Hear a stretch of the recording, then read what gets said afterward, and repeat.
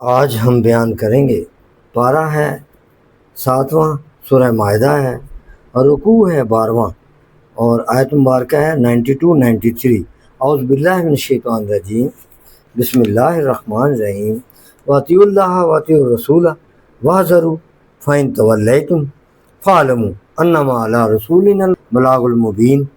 لیس علی الذین آمنوا وعملوا الصالحات جناح فیما طعموا اذا ما اتقوا وآمنوا وعملوا الصالحات ثم اتقوا وآمنوا ثم اتقوا واحسنوا واللہ یحب المحسنین۔ صدق اللہ علیہ۔ ترجمہ پیش خدمت ہے، وہاں میں نے اور اطیع اللہ، اطاعت کرو اللہ کی، واطیع الرسول اور رسول کی اطاعت کرو، واحذروا اور بچتے رہو، ہاں یہ اللہ کا اور حکم مانو، رسول کا حکم مانو، واحذروا اور ہوشیار رہو، فإن تولیتم پھر اگر تم پھر جاؤ، فاعلموا تو جان لو، انما کہ بے شک صرف اللہ ذمہ داری جو ہے پر رسولنا البلاغ المبین کہ رسول کے ذمہ تو صرف واضح طور پر حکم پہنچا دینا ہے، الا البلاغ المبین ہی ہے۔ لیسا علی الذین، لیسا میں نے نہیں، علی الذین نہیں ہیں وہ لوگ جو الذین آمنوا جو ایمان لائے اور وعملوا الصالحات اور نیک کام کیے، جناح کوئی گناہ ان پر، فیما طعموا کہ ان پر کچھ گناہ نہیں کہ وہ نہ کھا چکے جو انہوں نے پرہیز کیا، متقوا اور انہوں نے پرہیز کیا، وآمنوا اور وہ ایمان لائے، وعملوا الصالحات اور پھر انہوں نے نیک عمل کی، نیکیاں کی، ثم اتقوا اور پھر ڈریں، وآمنوا اور پھر ایمان رکھیں، ثم اتقوا پھر ڈریں، واحسنوا اور نیک رہیں، واللہ یحب المحسنین تو ایسے لوگوں کو اللہ تعالیٰ دوست رکھتا ہے۔ تو اس کی یہ شان نزول ہے کہ حکم مانو اللہ کا اور رسول کا اور ہوشیار ہو، پھر اگر تم پھر جاؤ تو جان لو کہ ہمارے رسول پر واضح طور پر حکم پہنچا دینا ہے۔ اس آیت میں مسلمانوں کو خدا اور رسول صلی اللہ علیہ وسلم کی اطاعت کرنے کا حکم دیا گیا ہے۔ آقا انعامدار صلی اللہ علیہ وسلم سے ارشاد ہوئی ہے کہ کیا اول تو یہ معلوم ہونا چاہیے کہ رب تعالیٰ نے اپنی اطاعت کا علیحدہ ذکر فرمایا ہے اور رسول کا اطاعت کا علیحدہ ذکر فرمایا ہے۔ اس سے پرلطف بات یہ حاصل ہوئی کہ صرف قرآن کو مان لینا ہی ہدایت کے لیے کافی نہیں،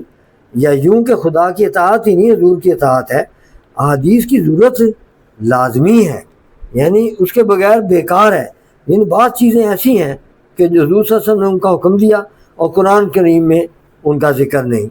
سنت نبی سمجھ کر امت کرتی ہے۔ ان دونوں کو بجا لانا اور دونوں کو حق جاننا اسلام میں ضروری ہے۔ جیسے کہ قرآن کا انکار کفر ہے، اسی طرح حضور صلی اللہ علیہ وسلم کی حدیث کو دیدہ دانستہ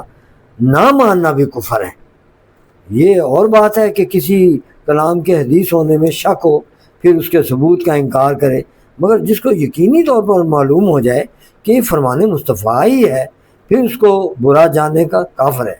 حضرت صدیق اکبر نے خود سن کر لیا کہ سرکار فرماتے ہیں کہ گروہ انبیاء کی میراث نہیں تقسیم ہوتی، ان کا چھوڑا ہوا مال صدقہ وقفہ ہے، اور حالانکہ میراث کا ثبوت قرآن کریم سے تھا، مگر حضور صلی اللہ علیہ وسلم کی میراث تقسیم فرمائی ہی نہیں۔ حتیٰ کہ حضرت علی شیر خدا نے بھی اپنے دور خلافت میں تقسیم میراث حضور کی نہ کی، باغات اور زمین مسل زمانہ صدیقی و فاروقی بطور وقف صرف ہوتی رہی۔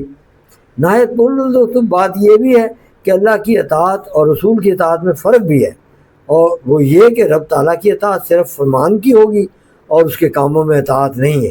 لیکن حضور صلی اللہ علیہ وسلم کی اطاعت 3 چیزوں میں کی جائے گی، فعل، قول اور سکوت، یعنی جو فرما دیا اس کو مان لو، حضور نے خود کر کے دکھایا اس کو مانو، جو کسی کو کرتے ہوئے دیکھ کر منع فرمایا اس کو مان لو۔ رب تعالیٰ کے افعال اور تقریر میں اطاعت نہیں۔ رب تعالیٰ کا حکم تو یہ ہے کہ کفار کی امداد نہ کرو، مگر خود ان کو رزق دیتا ہے، عیش و آرام دیتا ہے، کبھی کفار کو مسلمانوں کے مقابلے میں فتح دیتا ہے۔ لڑائی میں اگر کوئی کہے کہ جب خدا ان کی نعمتیں دے رہا ہے تو ہم بھی ان کی خدمتیں کریں تو غلط ہے۔ پروردگار کبھی اپنے انبیاء کرام پر عطا فرماتا ہے، ہم بھی معاذ اللہ ایسے کلمات انبیاء کے لیے بولیں تو یہ عین کفر ہے، کیونکہ یہ تو رب تعالیٰ کے افعال ہیں، اس کے احکام ہمارے لیے وہ اور ہیں۔ ہم کو حکم دیا کفار کی امداد نہ کرو، اور اگر تم نے اپنی آواز بھی نبی علیہ السلام کی آواز پر اونچی کر دی تو تمہارا ایمان ختم ہے۔ وآخر دعوانا الحمدللہ رب العالمین والصلاۃ والسلام علیک یا خاتم النبیین صدق اللہ علیہ